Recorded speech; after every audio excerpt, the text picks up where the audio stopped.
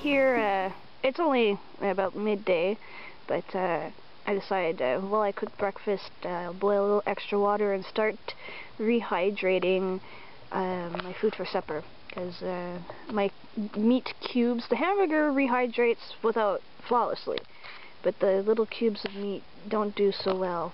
So this has been sitting a few hours. I got a lid and in the pot cozy, and I just added a little bit more hot water now, and I broke apart some of the cubes of meat. Hopefully they'll rehydrate a bit better. And with boiling, simmering it with the sauce, this will be destined to be chili. So in all that smoke, you can see some butter heating up for bannock.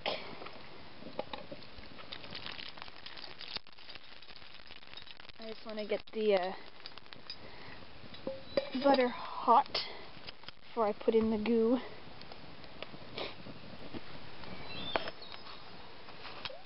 So,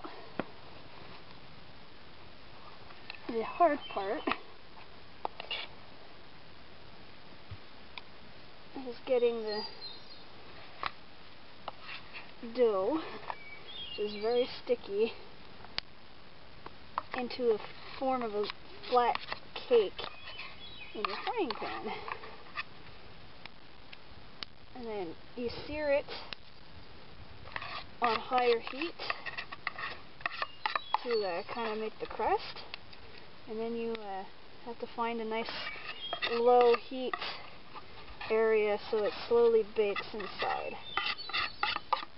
If you had a Dutch oven lid, you could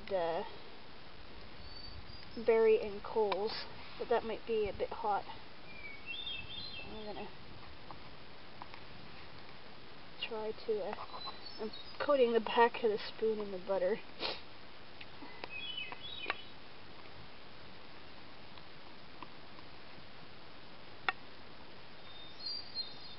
It smells really good. I mixed in some garlic powder and some herbs in this one to make a savory bannock to go with my chili, and I can tell you it tastes awesome.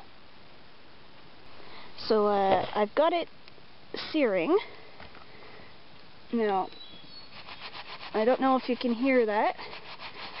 It's ready to flip. No, a little hard. I'll flip it over in pieces.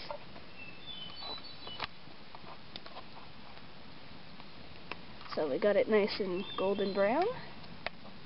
Now there is a little bit of baking powder in here, so it will make it a little bit lighter and fluffier, I hope. So I'll sear it on that spot, and then I'll find a warm oven-like area for it to sit. So there, there's just barely just a little bit of coals underneath there, and I'm just going to let it cook slowly now. And keep flipping it and checking to make sure it doesn't burn. You'll also have to rotate it around to make sure it's cooking evenly. And you just let that go. Alright, so in the background you can see my rehydrated meat and vegetables. I poured in a little dazzle of red wine. So I'm going to add this packet of chili seasonings, and also this tube of sun-dried tomato paste. Sort of loosely following the instructions on the back of the sauce mix. But, you know, I had to alter it a bit for rehydrated food.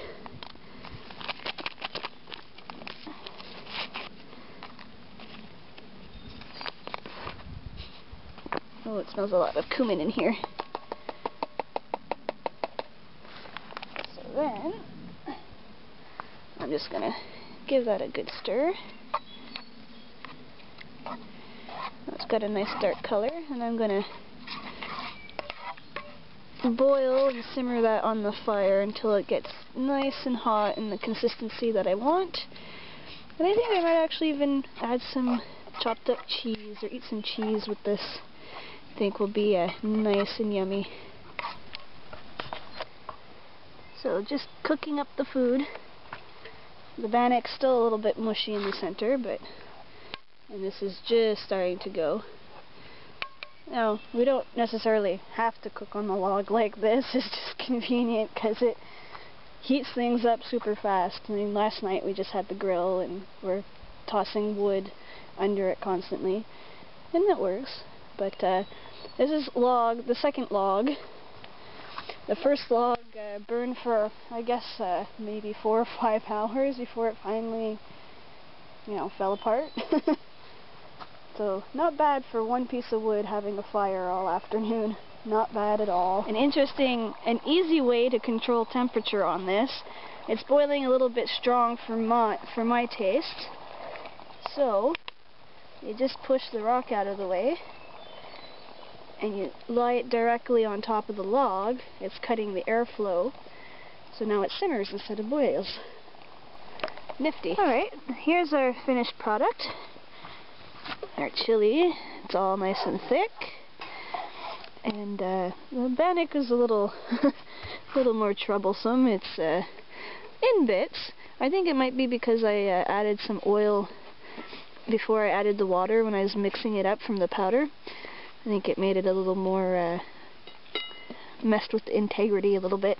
But it'll all taste the same. Alright, well, here's the finished product. I've got, I just shaved some aged cheddar onto the chili, just for a little bit of extra good. And I find with dehydrated foods, I miss the dairy. So cheese is welcome.